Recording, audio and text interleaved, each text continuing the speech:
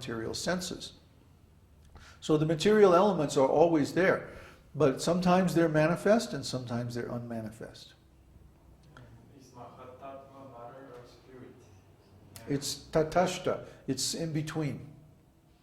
It's neither it's spiritual energy, but then it is vibrated into material manifestations. So the material manifestations are basically illusions, because they only exist temporarily. Remember Bhagavad Gita 2:16? Whatever is temporary doesn't really exist. But whatever really exists is eternal. So the spiritual energy exists eternally, and therefore the spiritual energy or pure consciousness is real. But when the material forms are generated by vibrations created by Lord Brahma, vibration means is by definition something that's changing. A vibration, the dictionary definition of vibration is an alternate compression and rarefaction of some medium. Like sound vibration, for example, is an alternate compression and rarefaction of the air. So a vibration means something that is changing over time. Therefore, it's not real in the absolute sense. It's only real in the relative sense. This material creation, although it's certainly real, just bang your head against a wall a few times if you doubt this, you'll find it's actually real, but it's not absolutely real. It's only relatively real or temporarily real. And then sooner or later, that wall, and your head also, by the way, is going to disappear. And the same substance is going to change into something else, isn't it? Just like the earth and water, rain, combine, and from that a tree will grow. And the tree is only drinking water from the soil and is producing so many leaves. And then the leaves fall to the ground in autumn, and then they're transformed back into soil. And then another tree takes the same soil and grows again, and so on. The cycle repeats. So the same material substance is being recycled over and over again into different forms. That's all that's happening. And then when those forms are finished, they disappear. The material energy is withdrawn back into Lord Vishnu, and the material creation is dissolved. And those souls who are still conditioned by the material energy go into a state of suspended animation, shushupti. But those souls who have attained release or liberation, they go back to the spiritual world, and they're eternally active in spiritual consciousness. Okay, so the next name is Shashvata. Shashvata means he is ever existing. Just like Krishna says in the beginning of Bhagavad Gita, never was there a time when I did not exist, nor you, nor all these kings, nor in the future shall we ever cease to be. The soul is eternal, undying, primeval, and unchanging. He is not killed when the body is killed. So that is true of us, it's also true of the Lord. Shashvata. And then Krishna. Krishna is translated here. He has an eternal, all-attractive form. Krishna's form is so attractive. All living entities are attracted to Krishna. And if someone is not attracted to Krishna, basically they're insane. They're nuts. You'd have to be crazy not to love Krishna. Krishna is an ocean of good qualities. And there's a whole description in Nectar of Devotion about Krishna's 64 qualities. And who would not want to be associated with the origin of all good qualities? You'd have to be crazy. So Krishna is ever existing, and he's the non-material cause of the material creation. And the next one is Lohitaksha. Lohitaksha means his handsome eyes are reddish. Krishna's eyes are always described as lotus eyes. And if you've ever seen a lotus leaf, it's white, and then it has kind of a red border around the outside. And it's a very beautiful shape also. So Krishna's eyes are like that. They're lotus eyes. They're not ordinary shaped eyes. They're sort of like oriental almond shaped eyes, but not exactly that either. It's very hard to describe. Is the iris is red? Or No, the white part of Krishna's eyes are red. And he's always staying up late and partying.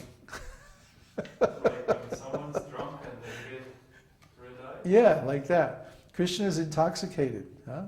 He's like a mad. He's described that he's like a mad elephant. You know, he's just like he's always ecstatic. He's like, you know, Krishna.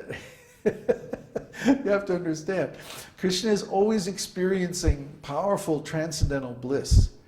Huh? Wave upon wave of it in all these different moods and flavors. And he's constantly changing, he's constantly moving, he's always dancing, he's always doing something. He's never still for a moment, not even for a second. Restless. Yeah, very restless. That restless boy. So when we see paintings of Krishna, the problem I have with most of these paintings is that they don't express this restless nature of Krishna. Krishna is like full of energy. He's like a live wire. He's like, he's ecstatic, you know. It's just hard to explain. He's got an attitude.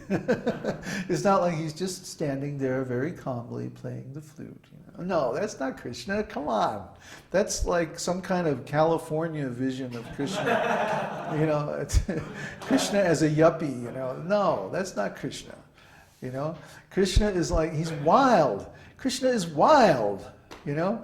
I remember one time Prabhupada was talking with his devotees, and they were saying, I really want to see Krishna. And Prabhupada said, what do you mean you want to see Krishna? You wouldn't like Krishna. He said, Krishna is wild. You want somebody that you can control.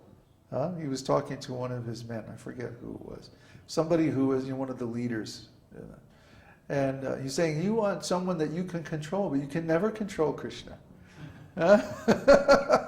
Krishna is wild. He's a forest boy, you know, he's a jungle boy.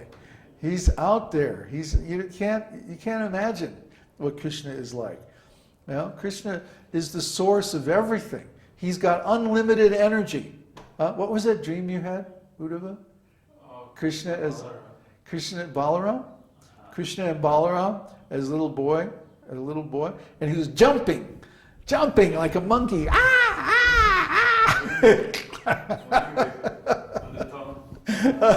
What was he doing? Moving his head very fast. No, you can only control Krishna through love. You can't control Krishna any other way. So, pratardana, he removes the distress in the hearts of his devotees.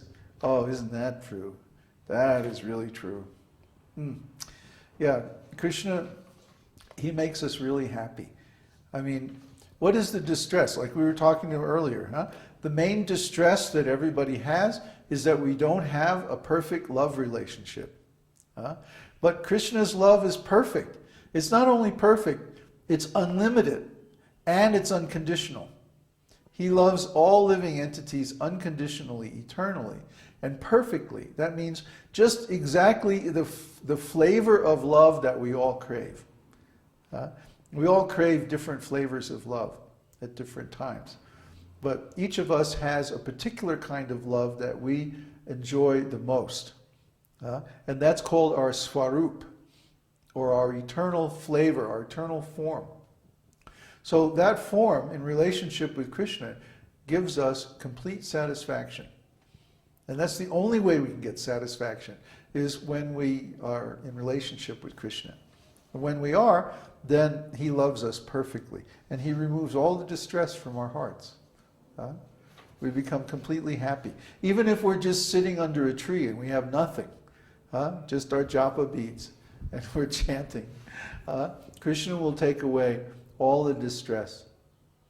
So when we chant Krishna's name, that means we should open up our hearts to Krishna. You know, we should reveal our hearts to Krishna. Krishna is present in his holy name. So when we're chanting the holy name, we should reveal our real feelings to Krishna. You know, oh, I'm so unhappy, I'm so lonely, I'm so sad, I'm so frustrated.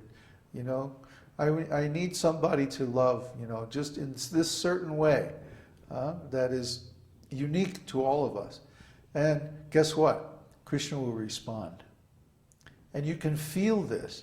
Way before you see Krishna, you can feel Krishna. I mean, the first encounter we have with Krishna is that we hear Krishna. We hear Bhagavad Gita, or we hear the devotees talking about Krishna. And because of this hearing about Krishna, we become attracted to Krishna. Faith is developed by hearing. Prabhupada used to always say that when you hear from someone, you gradually develop faith in that person. Now, most of us are